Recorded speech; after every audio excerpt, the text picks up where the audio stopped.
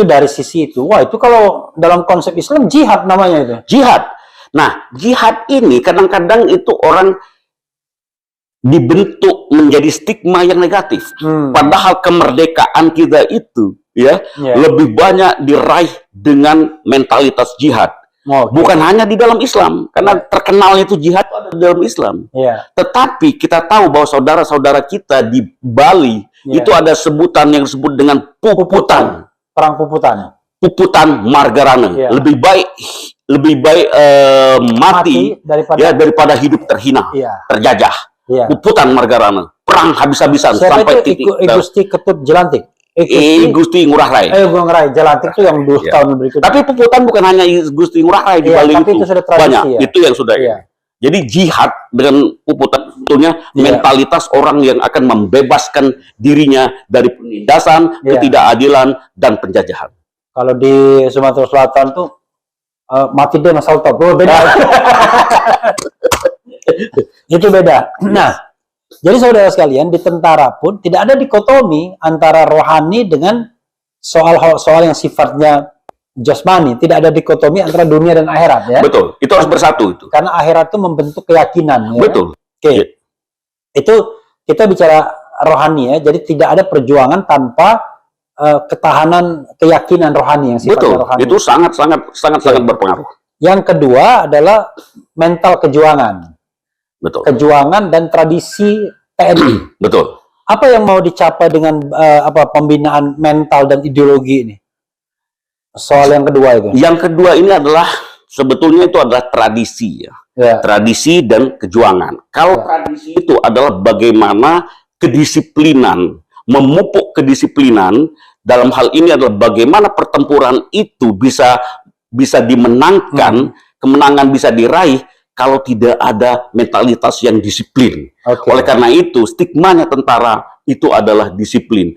Jadi tradisi-tradisi apapun yang dilakukan oleh pendahulu Tentara Nasional Indonesia itu, baik zaman-zamannya laskar dulu, katakanlah Hizbullah, Fisabilillah, dan lain sebagainya itu kalau dia tidak bertentangan dengan Pancasila, tidak bertentangan dengan semangat mencapai tujuan nasional, itu wajib hukumnya untuk dilestarikan.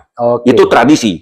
Kejuangan tak lain dan tak bukan itu adalah nasionalisme dan patriotisme. Nah, dua ini agak berbeda. Kadang-kadang disamakan orang. Tapi dari kacamata TNI itu berbeda antara nasionalisme dan patriotisme. Bedanya di mana? Mau dijelaskan? Oh iya dong. Nasionalisme itu sebetulnya itu adalah datang dari nation. Jadi kalau kita bicara masalah nation itu dalam kami dan kalian, kami dan kalian, Indonesia dan bukan Indonesia, itu nasionalisme.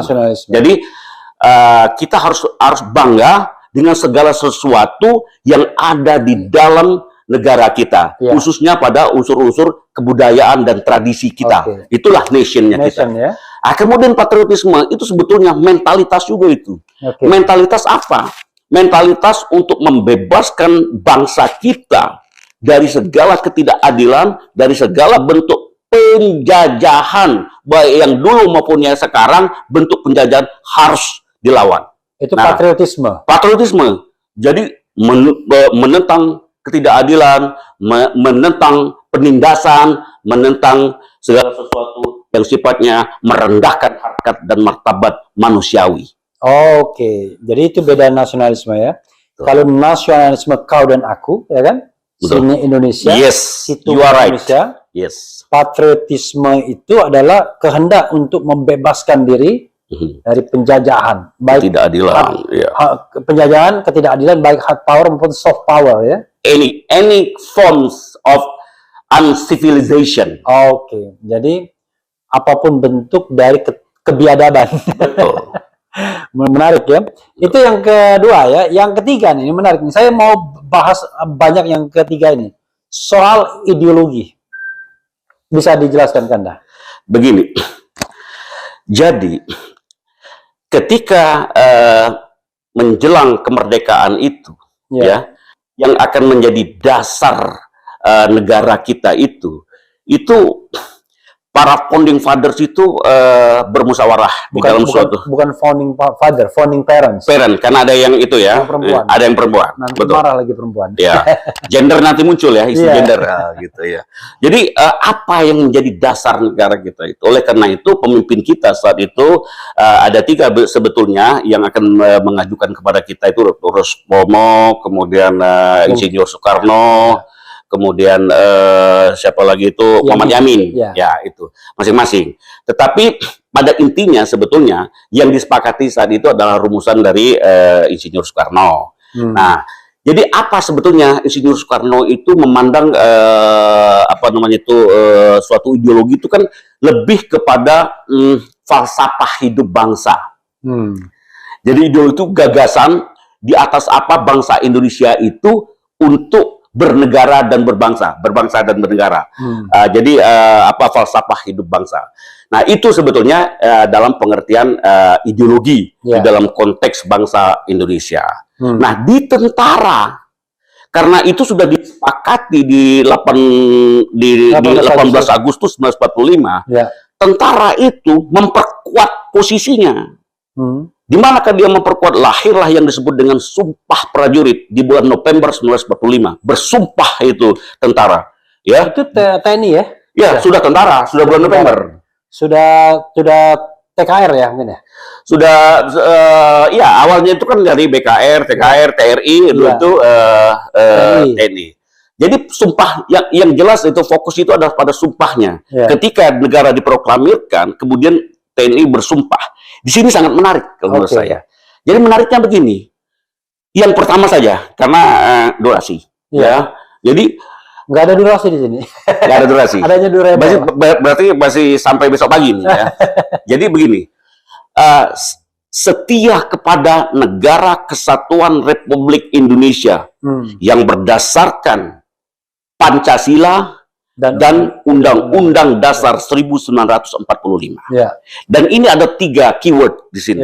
First yaitu NKRI, bentuk negara dan bentuk pemerintahan. Negaranya unitary state, negara kesatuan, bukan negara federasi.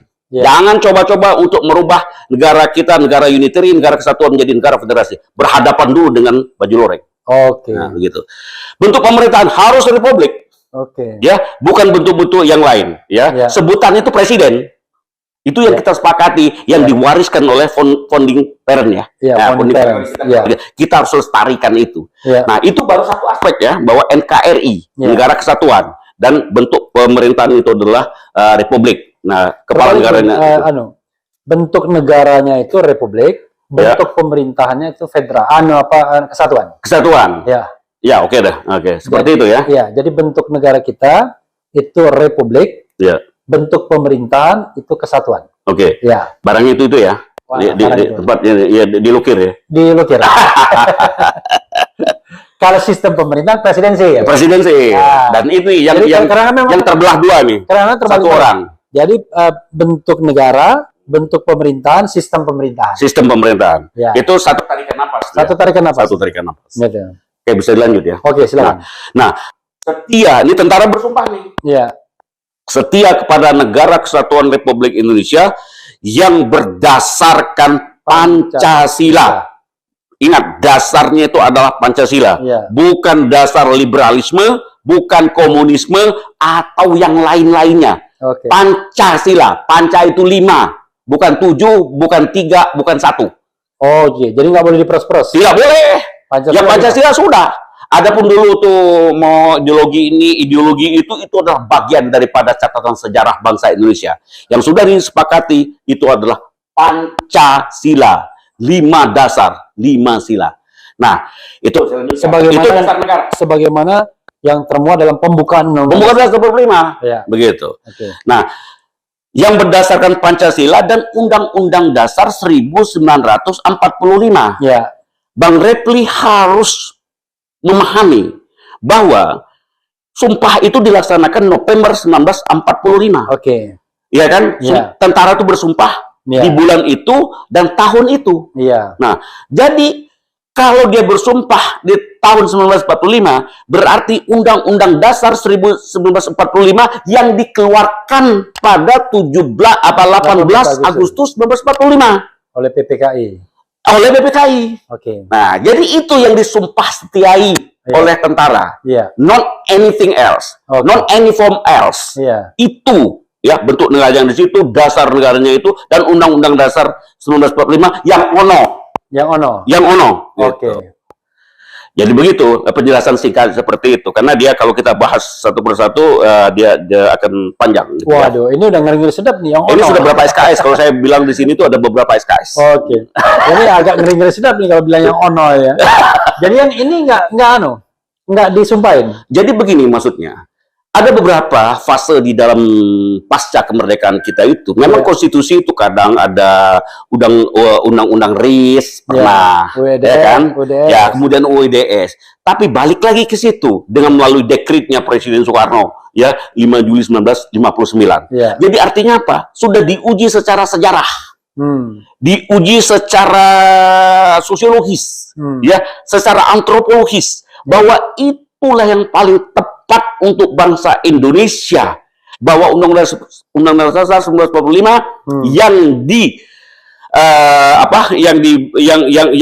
yang disepakati di bulan Agustus, tanggal 18 Agustus 1945 itu yang paling cocok, dan ini adalah ground norm, ya. Sifatnya universal, dasar, dan itulah fleksibilitasnya itu. Tidak lagi tidak mesti undang-undang dasar itu harus rinci. Harus rinci seperti hal seperti protap gitu ya. Jangankan protap, seperti undang-undang pun tak boleh. Dia harus bisa fleksibel mengikuti perkembangan zaman, kemudian peradaban umat manusia. Itulah Pancasila kita. Luar biasa. Cerdas dan kecerdasan spiritual daripada founding parent kita dulu. Jadi saya lebih tajam lagi kalau gitu kan, dipancing-pancing soalnya. Jadi kalau perubahan 1999 sampai 2002 yang merupakan attachment, ya kan, lampiran dari UUD 45, gimana sikap tentara? Sikap TNI? Yang 99 sampai 2002. Ya. Sebetulnya 4 kali amandemen. Nawaitunya, niat pada saat itu kemungkinan baik ya, kemungkinan baik. Cuman harus kita lihat bahwa pertama, ini sumpah TNI loh, sumpah prajurit. Jangan sekali-kali merubah bentuk negara, bentuk pemerintahan, dasar negara, dan konstitusi. Karena itu kalau kami biarkan itu, berarti kami melanggar sumpah. Kalau sumpah dilanggar secara keagamaannya, keyakinan, keimanannya, harus membayar kifarat. Itulah sumpah. Jadi TNI tidak mau melihat bahwa itu ada suatu ada suatu tindakan-tindakan, kalau menurut Bang Rafli itu merupakan perbuatan hukum ya untuk merubah sesuatu, padahal kami komunitas ini ya memiliki sumpah bahwa itu yang kami sumpah setiai. Nah, jadi kalau mau ada perubahan apa, ya sebaiknya memang bagaimana semua seperti kami ini memiliki pandangan kami memegang ini loh, dan ini akan dirubah. Bagaimana sikapnya kami? Tentunya kami merasa kenapa ya harus dirubah? Kami tidak diajak berbicara. Walaupun mungkin secara tata negara itu memang tidak ada masuk di dalam hal legislasi. Tetapi ini ingat, sumpah ini bukan legislasi. Tapi Kanda sekali lagi kan pada perubahan 1999 sampai 2002 itu ada fraksi TNI Polri. Betul. Jadi kan pada saat peristiwa itu terjadi, TNI itu kan tidak akan pernah berbenturan dengan rakyat, dengan pemuda, dengan apapun bentuk organisasi yang mengatasnamakan rakyat. Ya. Jadi saat itu para perwakilan dari TNI saat itu tidak mau swimming against the stream. Jadi diikuti dulu. Toh ini kan adalah perubahan. Toh dulu juga sudah berapa kali berubah dan kita akan kembali lagi. Disitulah tekad TNI.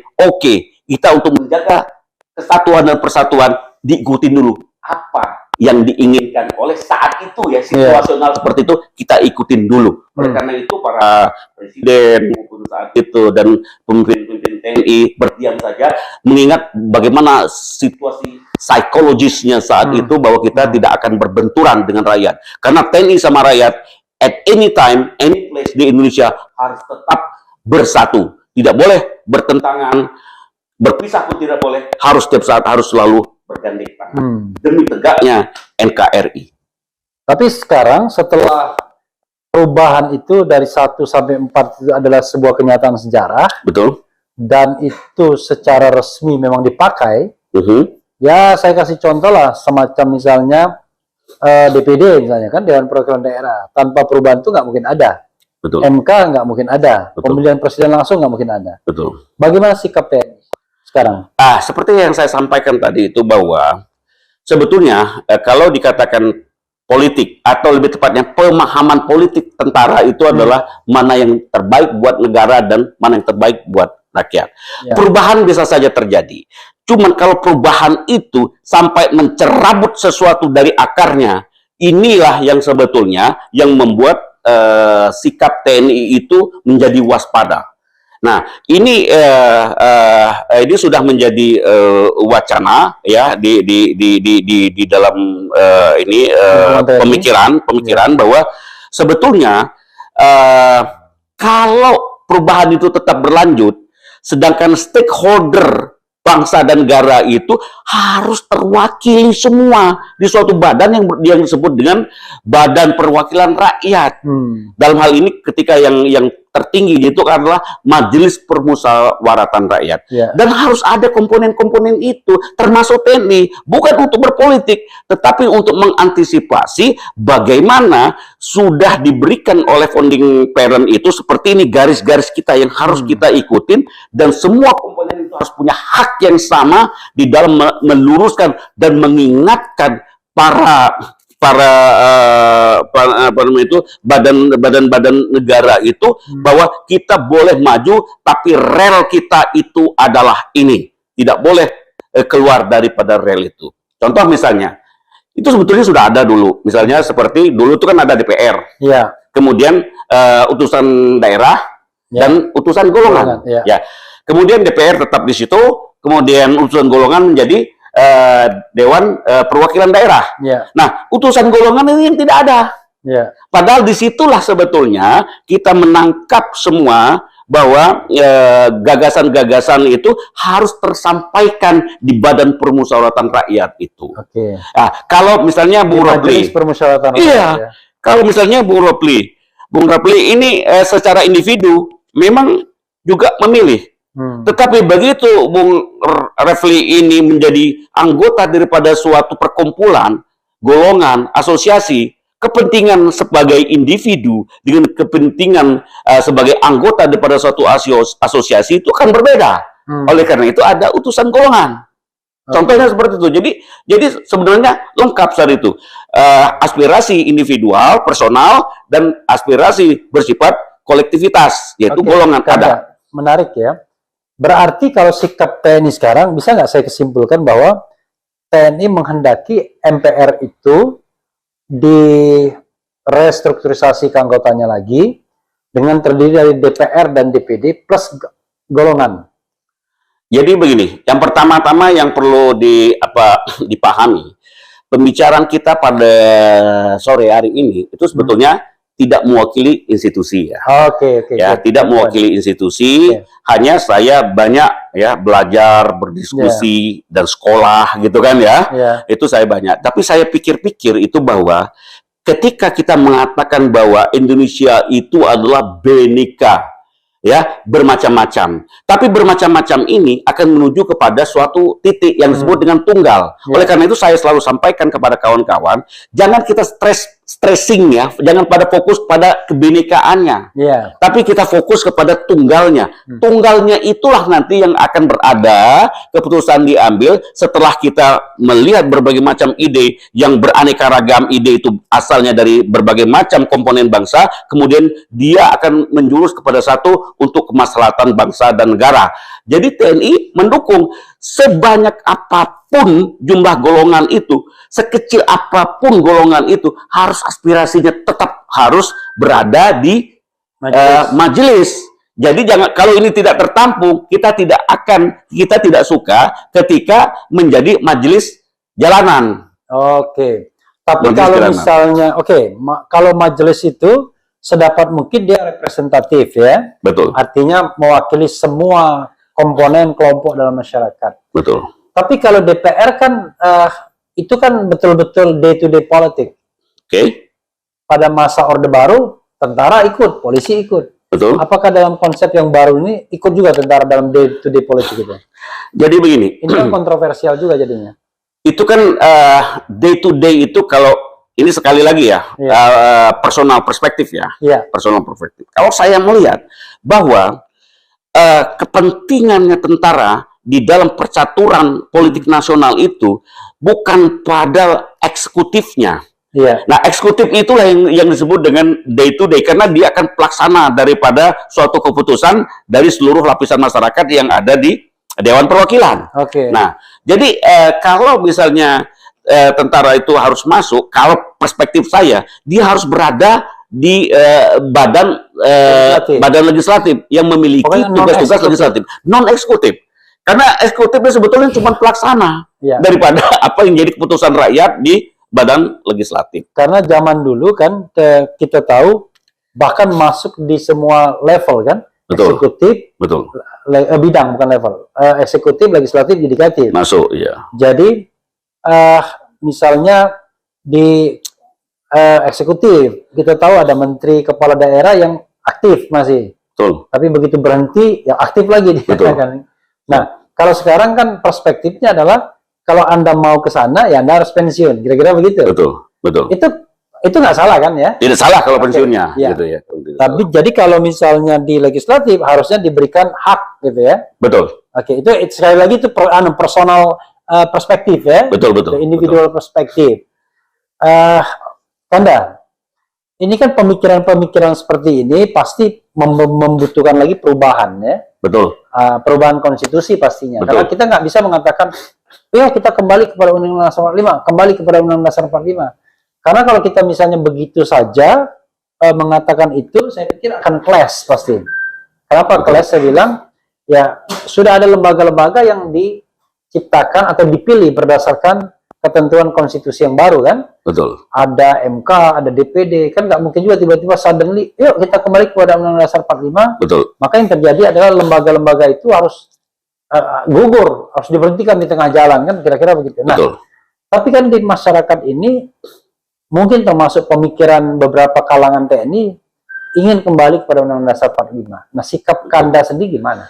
Jadi kalau saya melihat begini loh, kalau sesuatu yang baru, kemudian lahir baru sekarang, itu mungkin ya questionable. Tetapi kita sudah melihat jejak-jejak sejarah kita, ya, jejak-jejak sejarah kita seperti yang kita bicarakan di awal, bahwa kita pernah kok pakai yang model ini. RIS, undang-undang RIS, kita pernah kok kita pakai undang-undang dasar sementara begini. Kemudian bagaimana pada saat itu dengan berkumpulnya dalam sistem presidentil tadi, berkumpulnya kewenangan sebagai kepala pemerintahan dan kepala negara di situ, maka dengan menggunakan itu maka lahirlah yang disebut dengan dekret.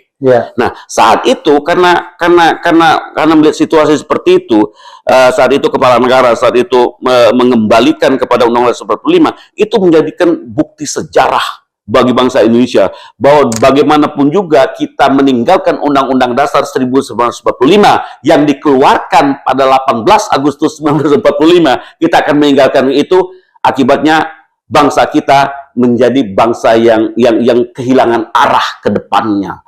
Nah, oleh karena itu, kalau menurut saya secara pribadi, kita akan ke situ. Perihal nanti akan disesuaikan dengan bagaimana yang disebut dengan menyesuaikan dengan peradaban atau kemajuan masyarakat, yang disebut dengan the living laws, katakanlah seperti itu, kita sesuaikan, tetapi tidak merubah ya naskah aslinya yang sudah dibuat oleh founding parent kita. Nah, itu kan bisa. Contoh misalnya di Amerika, berapa kali itu di amandemen, tapi naskah pokoknya ada, naskah aslinya ada. Kemudian ada perubahan-perubahan itu, jadi anak cucu kita besok itu tahu, oh ini tuh pada saat kita merdeka, ini yang diwariskan oleh nenek moyang kami dulu. Terus ada perubahan-perubahan sampai itu ada fase-fasenya mereka akan belajar bagaimana sejarah konstitusi bangsa dan negara Indonesia. Kan cantik itu seperti itu. Tapi kalau kita bicara tentang amandemen yang sistemnya attachment ya,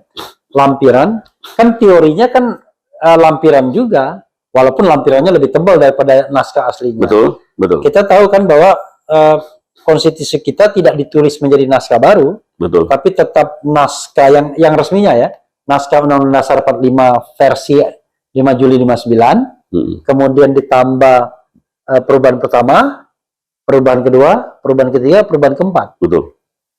Attachment juga kan sebenarnya. Jadi apa soalnya kalau kita bicara evolusi perkembangan konstitusinya? Kalau saya melihatnya beginilah.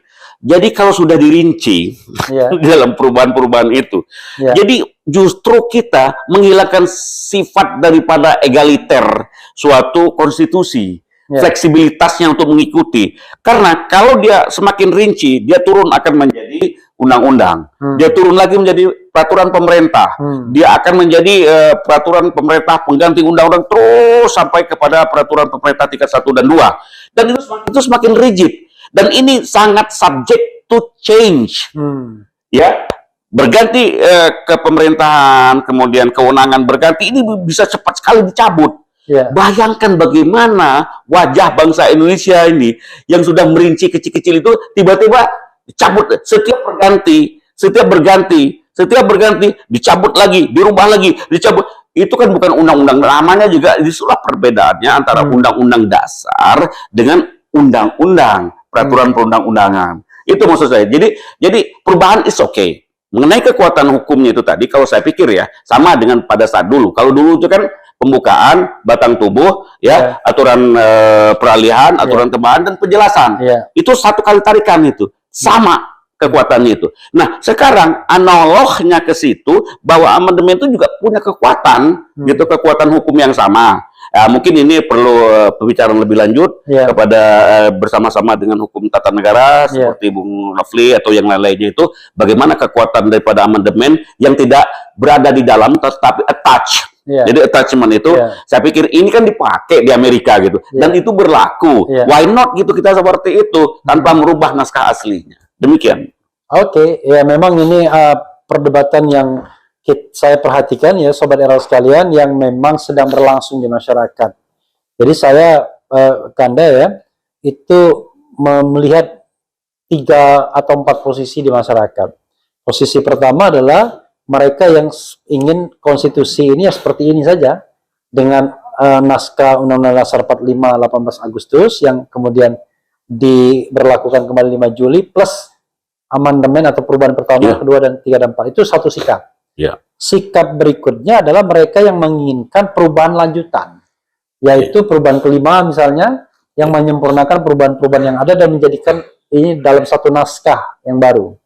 Itu sikap kedua. Nah, sikap ketiga adalah sikap sebagian juga kelompok masyarakat yang menginginkan kembali kepada Undang-Undang Dasar 1945 versi 18 Agustus.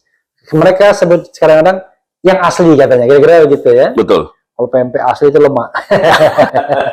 Nah, yang keempat sebenarnya muncul juga kelompok yang ingin perubahan terbatas dari konstitusi yang ada sekarang existing, yaitu hanya khusus menyerap soal GBHN saja.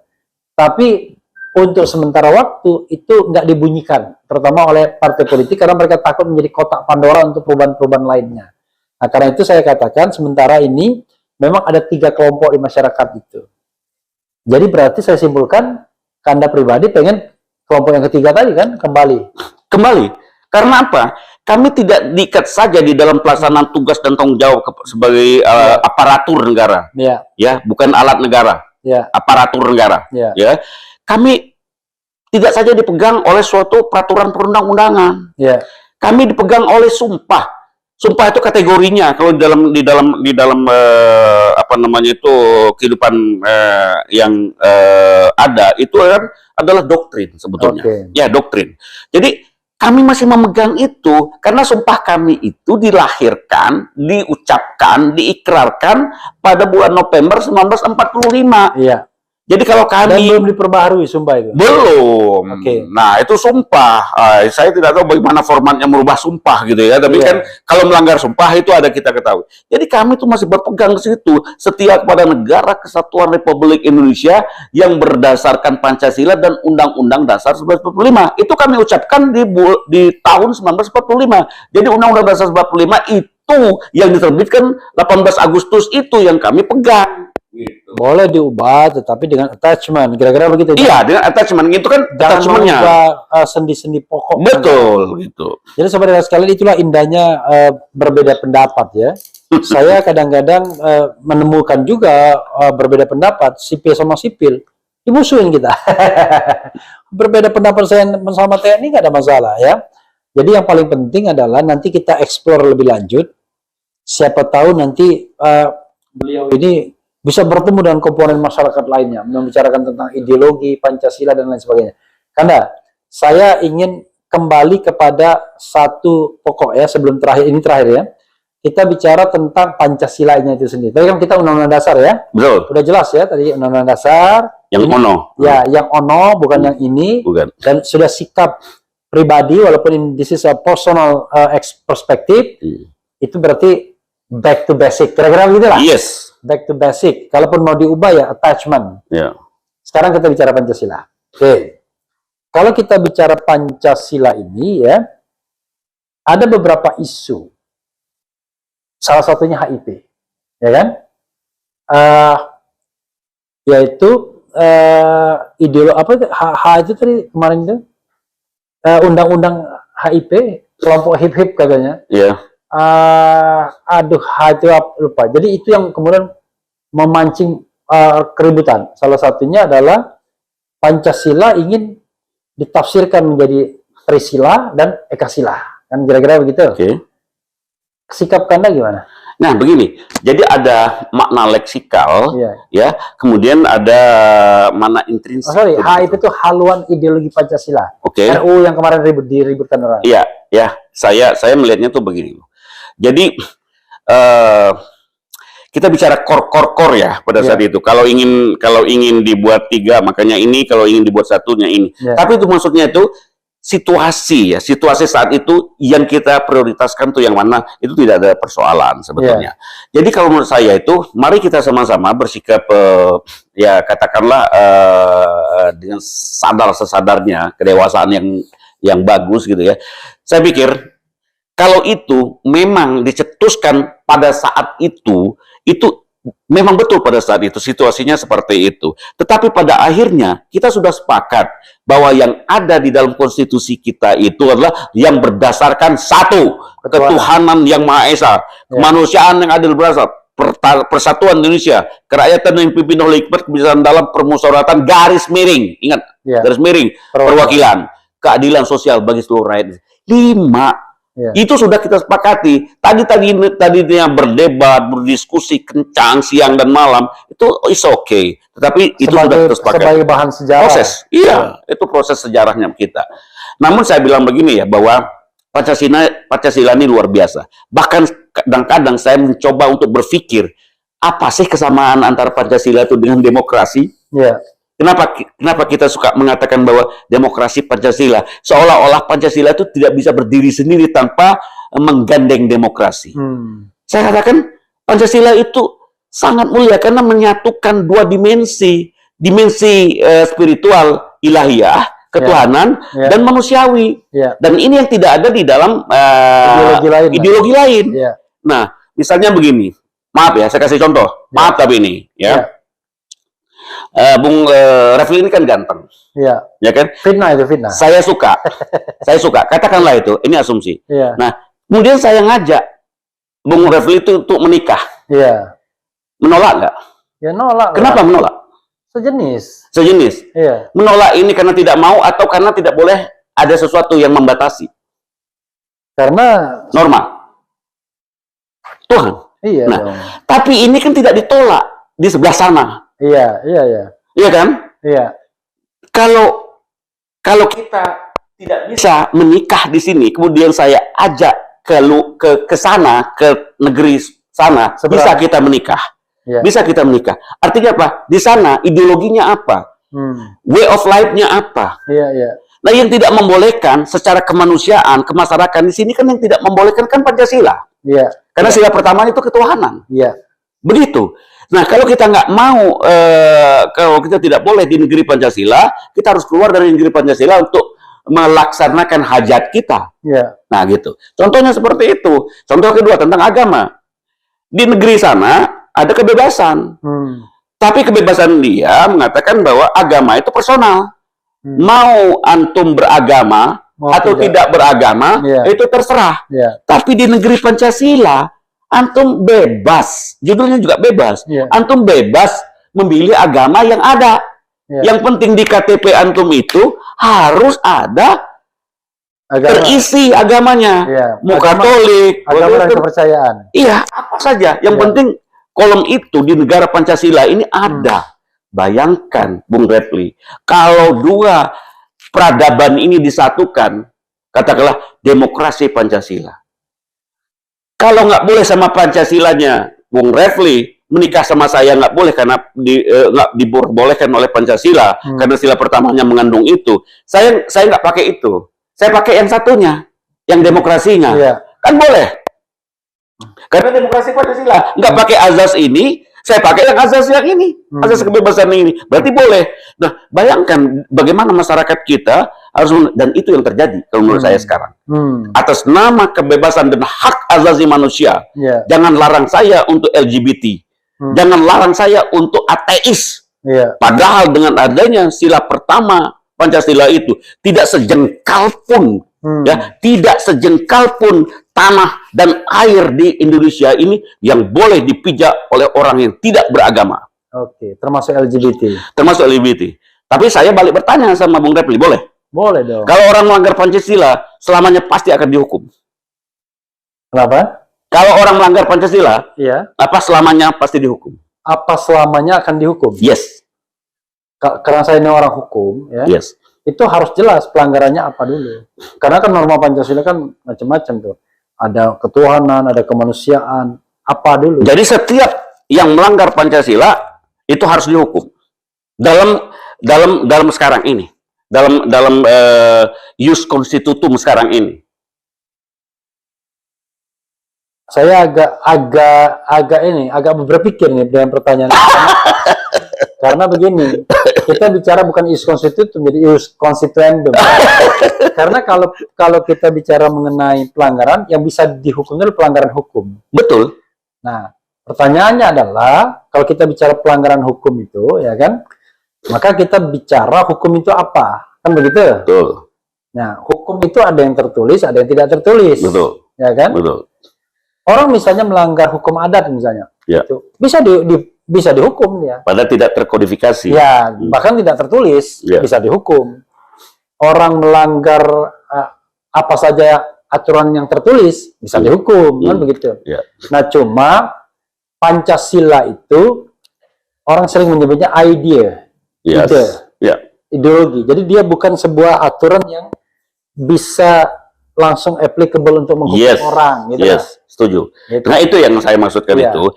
Jadi suatu pemikiran di bidang filsafat hukum yang saya senangi, gitu kan? Ada hukum, ada sumber hukum, dan ada sumber dari sumber hukum. Nah, di Indonesia ada hukumnya itu peraturan undang-undangan itu, kemudian sumber hukumnya katakanlah di atas setelah TAP MPR itu kita ada Undang-Undang Dasar 45. Itu sumber hukum, sumber hukumnya. Tapi ada sebutan lagi, sumber dari sumber hukum. Berarti ada sumber dari Undang-Undang Dasar 45. Sumber dari segala sumber hukum. Berarti kan sumber daripada Undang-Undang 45, berarti kan Pancasila. Tetapi yang dihukum, suatu perbuatan yang melanggar hukum, itu kan dihukum setelah ada di sini levelnya. Di level bawahnya. Di level bawahnya. Jadi artinya yang dihukum itu yang pasti orang yang melanggar peraturan perundang-undangan. Ya kan? Nah, adapun melanggar Pancasila itu bisa yes, bisa no untuk saat ini. Karena apa? Kan Refli itu Muslim. Kalau Muslim itu bulan Ramadan itu harus puasa malam hari, Apa siang hari? Siang hari. Tapi kalau Bung Refli siang hari berada di warteg dan makan dan minum di situ, itu melanggar Pancasila pasti. Iya. Tapi belum bisa dikatakan melanggar hukum. Ya, karena belum ada hukumnya yang ditulis bahwa orang yang tidak puasa pada bulan Ramadan, ya kan, itu dikenakan, diancam dengan pidana sekian itu belum ada. Nah, oleh karena itu saya katakan itu tugas kedepannya bangsa Indonesia itu kalau memang betul-betul ingin menjadi Pancasilais sejati, materialisasikan nilai-nilai Pancasila itu mulai dari sila pertama sampai sila kelima di dalam bentuk peraturan perundang-undangan. Oke. Baru bisa menjadi Pancasilais murni. Jangan ngaku-ngaku saja gitu Pancasilais, tapi tidak sinkron antara idenya Pancasila dengan perbuatan kita masing-masing pribadi. Good point ya. Jadi sobat era sekalian, kalau mau Pancasila itu jalan, ya materialisasi itu di peraturan bawahnya ya. Betul. Pertama, Pancasila itu tidak mendikotomikan antara agama dan negara, ya kan? Betul. Agama dan negara itu adalah seperti apa? Two side in one coin. Ya kan? Jadi kita berbakti kepada negara karena kita warga negara. Betul. Tapi juga berbakti kepada Allah Subhanahu Wa Taala karena kita makhluk Tuhan. Betul. Dan itu dijamin oleh Pancasila. Bukan apa, karena kadang-kadang orang ini mendikotomikan Pancasila dan Islam, ya kan? Waduh. Saya ditanya, pilih Al-Quran atau pilih Pancasila? Ya kan? Saya jawab apa waktu itu? Ini diskusi saja. Saya bilang, pilih Pancasila atau Quran? Saya bilang, pilih Quran. Kok bilang bisa begitu jawabannya? Gini saya bilang. Seorang Muslim yang baik itu pasti Pancasilais. Udah selesai itu aja. Iya. Itu. Ya, itu apa sebetulnya kan kalau kita melihat bahwa mau dia Islam, Katolik, Protestan, Hindu, Buddha, itu ada di dalam Pancasila. Ya. Peradaban bangsa Indonesia itu sangat memuliakan agama. Ya. Peradaban bangsa Indonesia itu sangat memuliakan Tuhan. Itulah makanya dulu ada suatu diskusi yang hangat untuk memindahkan bahwa di sila kelima itu bahwa ketuhanan yang Maha Esa itu di sila kelima diminta untuk dipindahkan kepada sila pertama. Artinya apa? Pertama itu dilahirkan dengan ketuhanan pada sila kelima itu pada saat itu pemikirannya sama saja antara sila pertama, sila kedua, sila ketiga, sila keempat, sila kelima itu sama. Tidak ada stratifikasi. Tidak ada stratifikasi. Begitu para founding parent itu menginginkan itu dipindahkan menjadi sila pertama, berarti konsep mindset berpikirnya itu itu menjadi vertikal. Bahwa sila pertama itu meliputi sila kedua, meliputi sila ketiga, sila keempat dan sila kelima. Oleh karena itu, keadilan sosial bagi seluruh rakyat Indonesia itu pada hakikatnya merupakan perintah dari Tuhan yang Maha Kuasa. Luar biasa ya. Karena nggak terasa gini, kita sudah 1 jam ini. Karena jadi gini, sekali lagi saudara sekalian ya, kalau kita berdiskusi sama seseorang, pertama ya, saya host di sini, jadi saya tidak punya hak untuk menyanggah atau membenarkan, kira-kira begitu ya. Betul. Karena kita ini ibaratnya sama-sama orang hukum tata negara. Yang kedua adalah berbeda pendapat itu sunatullah. Jadi perbedaan pendapat itu jangan dianggap sebagai musuhan. Yang paling penting adalah bagaimana kita mencari jalan keluar, bagaimana yang terbaik untuk bangsa ini kan, ya kan? Jadi kita mencari the best thing for our nation, ya kan? Kira-kira begitu. Anda silakan a closing statement. Pertama-tama terima kasih bahwa tugasnya organisasi saya di Disbintalit AU ini adalah membina itu tadi, ya, membina itu tadi bahwa apa yang disebut dengan pembinaan mental rohani, membina mental tradisi dan kejuangan nasionalisme dan patriotisme. Yang ketiga itu membina ideologi. Nah, ideologi dalam ini adalah Pancasila. Jadi kesininya kita mengatakan bahwa mari kita ke depan, ya, mari kita ke depan bahwa tetap kita jaga apapun bidang pengabdian kita, ya, di dalam negara Kesatuan Republik Indonesia. Pancasila itulah yang harus kita tetap pelihara, tetap kita tegakkan. Karena dalam Pancasila itu ada dimensinya, itu adalah dimensi ketuhanan ada di situ, dan ada dimensi kemanusiaan termasuk kepada alamnya itu. Terus yang kedua itu Bung Refli, pembicaraan kita pada sore hari ini itu tidak mewakili institusi di mana tempat saya bekerja, tetapi kebetulan ini saya berada di jam kerja, tetapi ini adalah pemikiran personal saya ansih.